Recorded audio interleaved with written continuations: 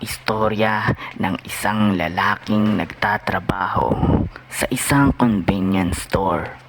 Anya, wala pa siyang isang buwan sa kanyang pinagtatrabahuhan, ngunit sari-sari ng mga kababalaghan ang kanyang naranasan.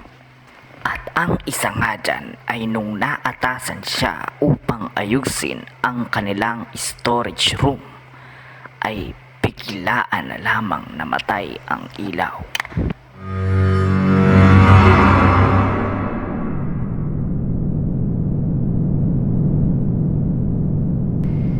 At nang bubuksan niya na nga ang ilaw ay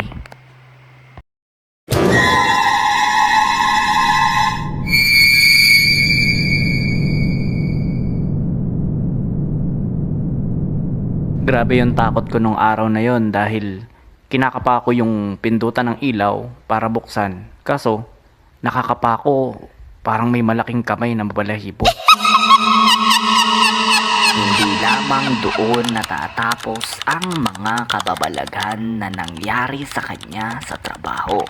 Dahil isang gabi habang nag-i-input siya ng kanilang mga product sa kanilang computer, ay may naramdaman siyang nakatayo sa kanyang likuran. Nararamdaman ko sila, pero hindi ko nalang pinapansin. Tapos yun, nawawala din naman agad. At ang pinaka kinatatakutan niya sa mga nangyari sa kanya ay nung minsan siyang naghihilamos sa kanilang lababo, sa kanilang banyo, ay meron siyang nararamdaman na parang merong nakapatong sa kanyang ulo.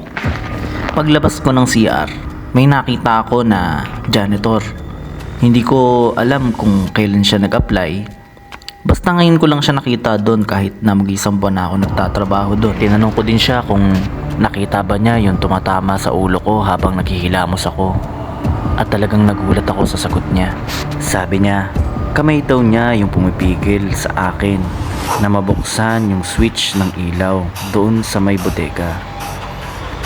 At siya din daw yung nakatayo sa likod ko nung nag-i-input ako ng mga product namin sa computer.